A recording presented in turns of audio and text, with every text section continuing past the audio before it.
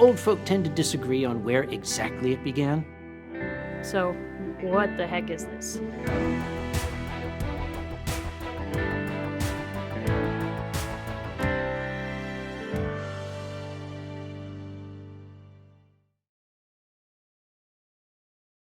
Furry conventions are a place of mirth and mayhem.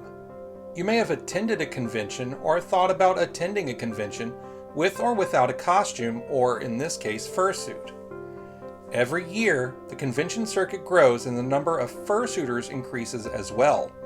No matter if you're a first-time suitor, seasoned professional, or don't have your suit yet, this guide will be a good refresher of how to act at a furry convention around other suitors. There's an unwritten code of conduct that attendees are expected to know. But how do you know how to act if these rules are unwritten? Today, with the help of Tanner Fox and Saki Raccoon, we will help you to understand some of these etiquette rules. Fursuits are an expensive piece of artwork. Each is unique and destined for greatness in its own way. Careful respect not only of the costume, but of the performer is a necessity. Sometimes people forget that the performer isn't a super character. Here are a few interaction guides that will be beneficial to both you and the furries you meet at your next outing. Vision and attention by fursuiters is limited. Oftentimes, the person in costume has a slowly increasing body temperature and limited vision to see with. Please be patient trying to gain the attention of a costumer.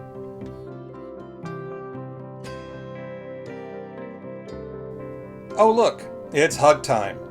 The hug is a furry handshake. And like with any handshake, it's best if both parties know what's coming next. Oh no, that's not how you hug. They had no idea that was coming. We need to be respectful of each other. Let's try again. Okay, first, gain the costumer's attention. Second, ask if you may hug them. If the other furry agrees, please do so gently. And thank them for the hug. Good job!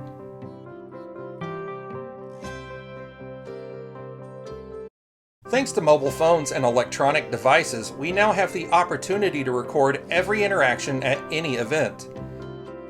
However, it's still polite to ask for a photograph of or with any fursuiters you may meet. Oh dear, he just snuck in there and got a photo.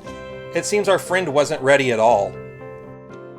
A fursuiter may have a special look they wish to project at cons, and taking photos of costumers adjusting their costumes or without parts of a costume is just bad etiquette. Let's try again. Much better. First, approach and ask if you may have a photograph. Allow the costumer to finish their adjustments. And perfect. Good job! While we're on the subject of photographs, it's inappropriate to photograph people without their knowledge.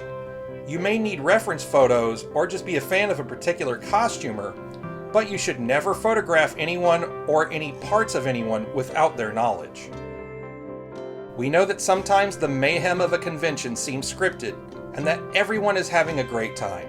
However, these costumes represent characters that are incredibly personal to the performer, and with that emotional connection comes a financial cost for the performer.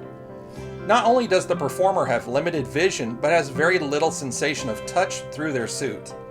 Do not grab any part of a costume for any reason without asking the performer first.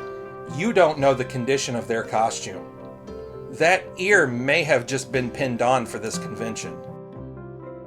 Sometimes it's fun to reenact what we have seen made popular on Twitter or YouTube. However, some people are overachievers when it comes to nose boops. A nose boop is a slight tap on the nose of a costume. However, some people think that the harder the boop, the more fun it is. Please do not boop costumers without verbal permission. And then, and only then, do it with a small, very slight tap on the nose. A furry may not want you booping their suit. Don't be mad or upset, this is personal preference for the costumer. The same goes for glomps or jumping onto a costumer. Do not jump onto costumers unless you ask permission first. They may be injured or do not want their character portrayed in such a way. Inevitably, every fursuiter has experienced this at some time. Someone will think it's okay to touch someone else inappropriately. For girls, this region would include the breasts and chest area, and for both genders, the groin and the butt area. This is an etiquette no-no. These areas are off limits and not open for discussion. A place you may see at conventions is called a headless lounge. This is where furries may go to remove their costume heads and parts of their costume to rest, relax, check their phone messages, and rehydrate from being in costume. This space is not for socializing or photography. You may see your favorite Twitter personality heading to the headless lounge. Now is not an appropriate time to ask for photos. You will just have to catch up with them later. Lastly, while attending a convention, the eyes of the host city are upon you. We oftentimes travel hundreds, if not thousands of miles across state and sometimes national borders to attend our events. Each city has its own laws and regulations regarding intoxication. Public drunkenness is never welcome at a convention. It makes a bad impression upon the hotel and sometimes results in a trip to the hospital. Please think before you act. Thank you for watching, and we hope that you found this guide informative.